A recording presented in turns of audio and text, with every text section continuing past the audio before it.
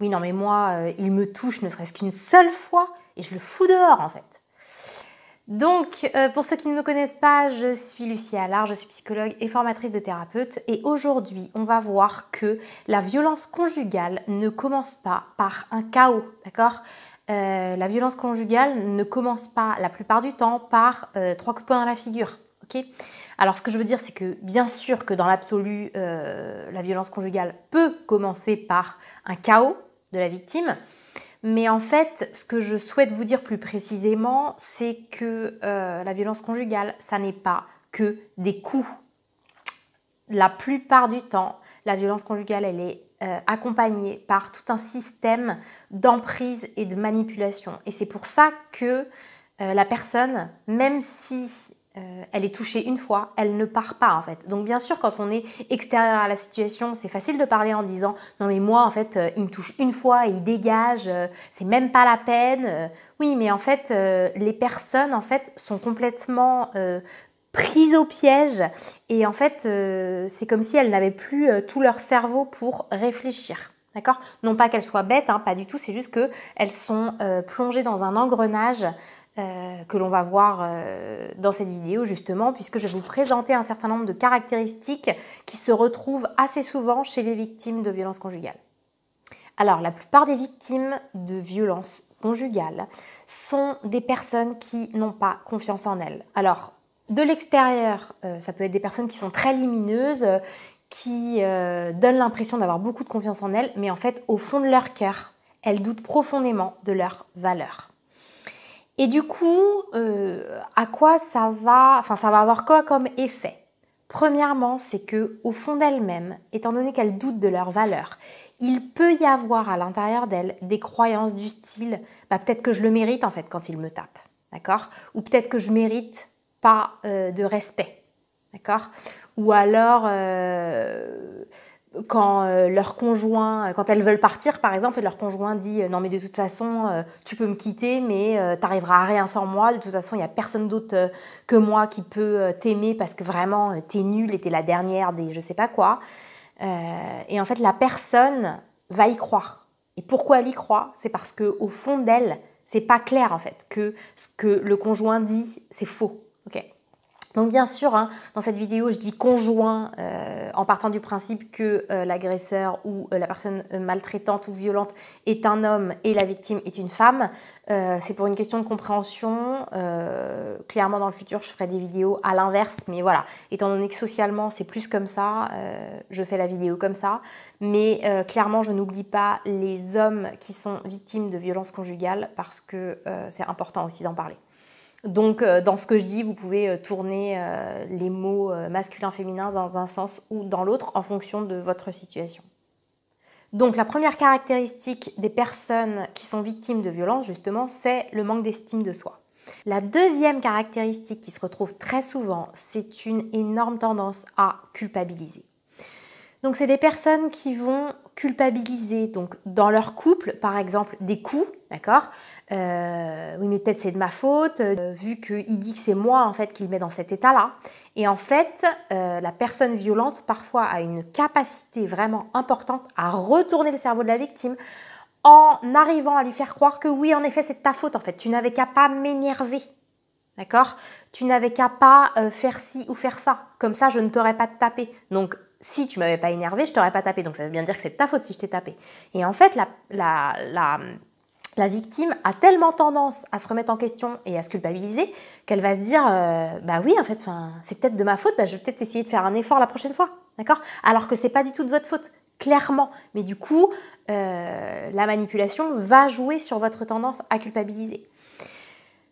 Une autre caractéristique de la tendance à culpabiliser, c'est que la personne en fait va culpabiliser par exemple de faire souffrir l'autre si elle s'en va. C'est ça aussi qui va faire que parfois, malgré la maltraitance qu'une personne vit dans une relation, elle va rester.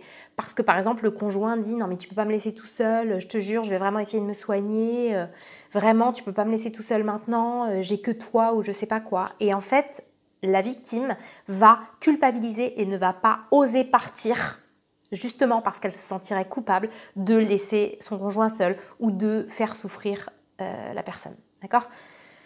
Donc, avec les 2 points que je viens de dire, la clé pour se sortir de relations toxiques, maltraitantes ou ne jamais y retourner, c'est clairement enlever la culpabilité qui est à l'intérieur de votre cœur et prendre confiance en vous. Donc comment on fait ça? Si vous regardez mes vidéos, il a dû se passer quelque chose dans votre enfance, que vous en soyez consciente ou conscient ou non, qui a mis soit de la honte de vous, soit la croyance que vous ne méritiez pas le respect, soit la culpabilité, je ne sais plus si je l'ai dit, à l'intérieur de vous. Et du coup, c'est en retournant dans ces situations dans votre enfance pour remettre les compteurs à zéro et vous aider à vous rendre compte profondément à l'intérieur de vous que vous n'êtes coupable de rien, que vous avez énormément de valeur et que vous méritez le respect et l'amour. Ok ? Et la 3e caractéristique que je voudrais vous présenter aujourd'hui, qui se retrouve très souvent dans les victimes de violences conjugales, c'est le doute. D'accord ? Est-ce que c'est normal ? Est-ce que c'est normal ce que je vis ? Est-ce que c'est normal ce que j'accepte ? Est-ce que je devrais accepter ou pas? Est-ce qu'il fait exprès? Est-ce que c'est de ma faute? Est-ce que je devrais partir? Non, je devrais rester. Et comme ça, en fait. D'accord? Et du coup, les personnes sont la plupart du temps complètement perdues. Ou alors, elles minimisent en fait ce qui se passe. Mais du coup, c'est grave? Non, mais c'est pas grave. Il y a plus grave dans la vie. Hein. Ou oui, ou non, etc. Et du coup, ça vient de quelque part aussi. Comment une personne peut douter à ce point d'elle-même? Alors, il y a plusieurs causes. Je vais vous en présenter une aujourd'hui. Par exemple, dans les familles où les émotions sont niées, d'accord? Où on dit à une petite fille ou à un petit garçon à chaque fois qu'il a une émotion, non mais arrête de faire ta comédie, comme si c'était grave, ou alors arrête de t'écouter, sois forte un petit peu. Ok, et bien du coup à ce moment-là, l'enfant, il apprend à ne pas s'écouter, à ne pas donner d'importance à ses souffrances, à ne pas donner d'importance à ses douleurs. Et du coup, ça fait des adultes qui grandissent et qui ne s'écoutent pas. Donc quand ça fait mal à l'intérieur, ce que toi tu me fais, eh bien je me dis, oh mais non, c'est pas si grave, faut avancer, faut être forte, il y a plus grave dans la vie, etc.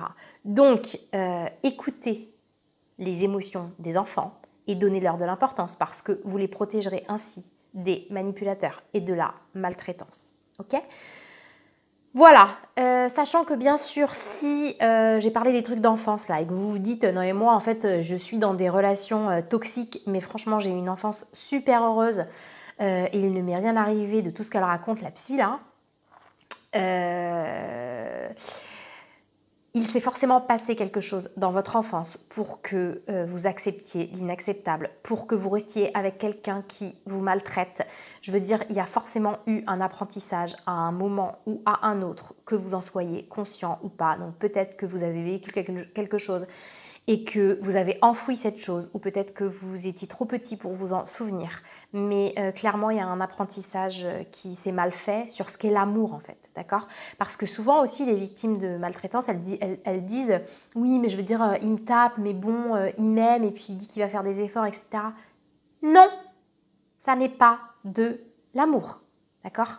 Quelqu'un qui vous aime ne vous frappe pas.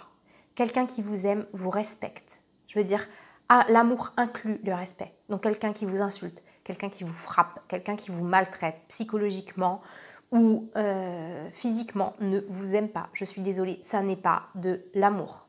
D'accord? Donc c'est peut-être dur ce que je dis, mais c'est pas de l'amour en fait. Et vous méritez le vrai amour. Pas le faux amour passionnel de je t'aime tellement que je te tape. Non, ça c'est pas de l'amour. D'accord? Donc voilà, donc je vous souhaite de soigner toutes vos blessures émotionnelles. Je vous souhaite de prendre confiance en vous grâce à ça. Je vous souhaite d'enlever toute la culpabilité qu'on a mis à différents événements, à différents moments de votre vie à l'intérieur de votre cœur pour que vous soyez complètement protégés des relations toxiques et que vous puissiez vraiment vous épanouir dans une relation pleine d'amour et de respect parce que c'est ça que vous méritez.